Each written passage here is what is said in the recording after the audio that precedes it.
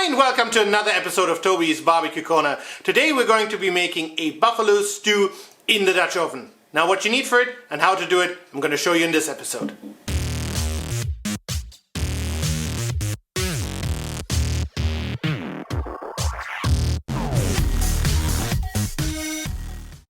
And this is what we need for today. And now obviously we need some buffalo meat, and this is actually some water buffalo from northern Italy.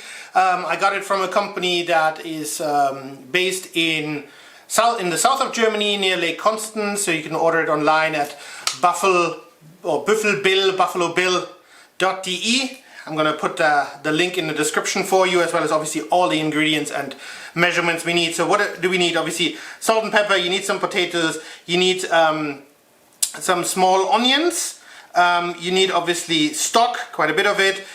You need a bouquet garni, and I'm going to opt to change it up a little bit to go more for like a vegetable garni. Then you need some olive oil, you need some mustard, you actually need some whiskey, and I think whiskey in buffalo obviously works really well. You need some honey, you need some paprika powder, some oregano, some majoram, a little bit of garlic, as well as some corn. This is actually a 2-day process if you want to do it in 2 days. Now I prefer that because, you know, as you can tell, there's not a lot of intramuscular fat in the buffalo, and it has been nicely trimmed by the guys who did that, so there's no more work to be done. But what we're going to do is we're going to create a marinade the night before. Now you can do it the night before, you don't have to. As I said, it's optional. But if you do, what I suggest is just take one of those Ziploc bags, put your meat in, and obviously because there's not a lot of intramuscular fat, you shouldn't be treating it the same way that you would, you know, if you have meat with a lot of intramuscular fat, like for example a pork butt or pork neck, you know, something along those lines. You know, you have to be a bit careful with this. This is fairly delicate. So into the bag. Now what else do we put in the bag? We go with, let me set that up for you so you can see.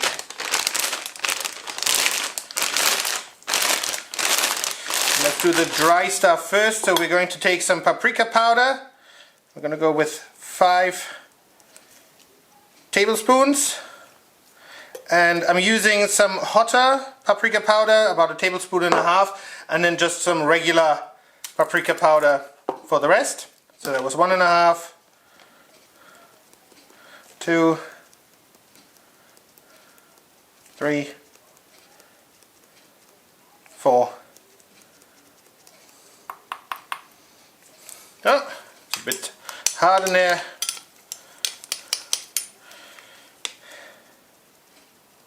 5. And there we go. So that should do that. We're going to take 2 cloves of garlic and just very quickly take that off.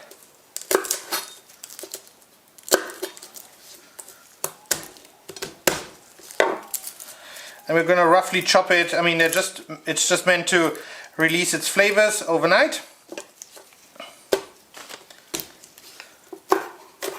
So no need to go overly fine on it. And obviously all of that will go into the Dutch oven tomorrow when we're actually going to cook it.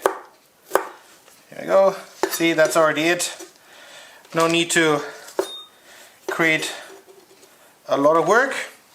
Then the spring onions that I have here, they are entirely optional.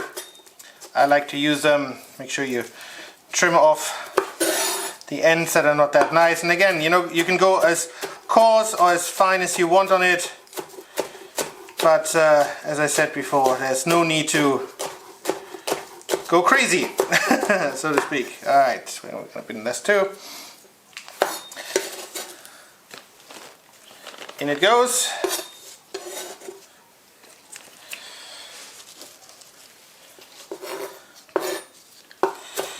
Some other herbs.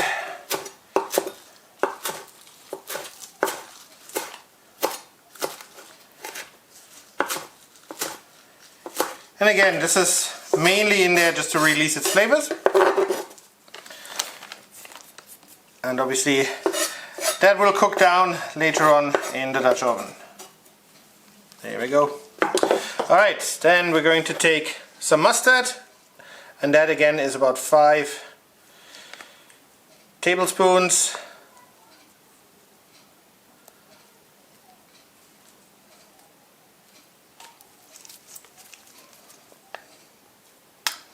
There we go. Make sure that we get it all off. And then we're going to move on to the honey as well as the whiskey. So we're going to go with 5 tablespoons of honey, a good bit of bourbon whiskey in this case. There we go. And then what I like to do as well is, I mean, the recipe calls for oregano and majoram to be put in when we're actually cooking it tomorrow, but I prefer to put some in already, simply because I want these herbs and spices to mix and mingle and have really some time to hang out. So there's no need for them to stay separate until tomorrow. Alright, so here we go. All in the Ziploc bag. And what I like to do is I like to massage it in a little bit. And then I'm trying to push as much air out as possible. Because obviously what you want to do is when you put it in the fridge, you want all that lovely marinade to get onto the meat and not be somewhere else in the bag. And then also what I usually do is I take one of those forms to put it in, because obviously if that spills in your fridge, I don't want to see that. And trust me guys, neither does my wife or your partner or whoever you're with. So yeah, just don't do it, you know. So this way is a lot easier and a lot cleaner. Just gonna fold that over a few times, you know, make sure that we push out as much air as we can. A nice bag, and then we're going to put it in the fridge for roughly 24 hours. The coals are already heating up in my Petromax Atago outside, so we are going to be cooking on my Dutch oven, as I had said before, and all the cutting is done. Obviously no need to show you how to peel and cut potatoes or any of the other ingredients. So we're ready, and I'll see you in a second outside.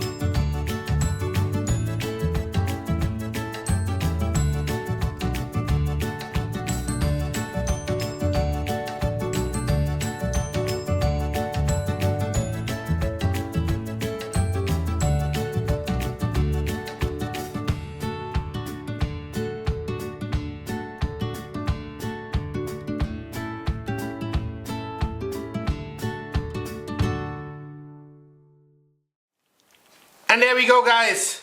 This is our buffalo stew made in the Dutch oven.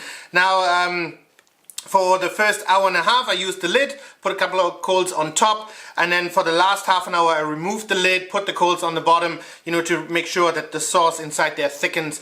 And it smells absolutely amazing. You know, I mean, obviously the potatoes are done, all the other vegetables are done in here as well. The buffalo is nice and soft. So we're gonna dig in now. Alright guys, that's it for today. Thanks for watching. I hope you enjoyed the video of the buffalo stew made in the Dutch oven. Now it was super delicious. I loved it, the kids loved it. The marinade that we had the buffalo in overnight really did the trick, and it was super easy to do, and I just love those one pot dishes. I think they're super easy to make. Now if you did enjoy the video, I would appreciate a comment and a thumbs up. Please head over to that subscribe button for more great videos to come, and I hope to see you soon again at Toby's Barbecue Corner.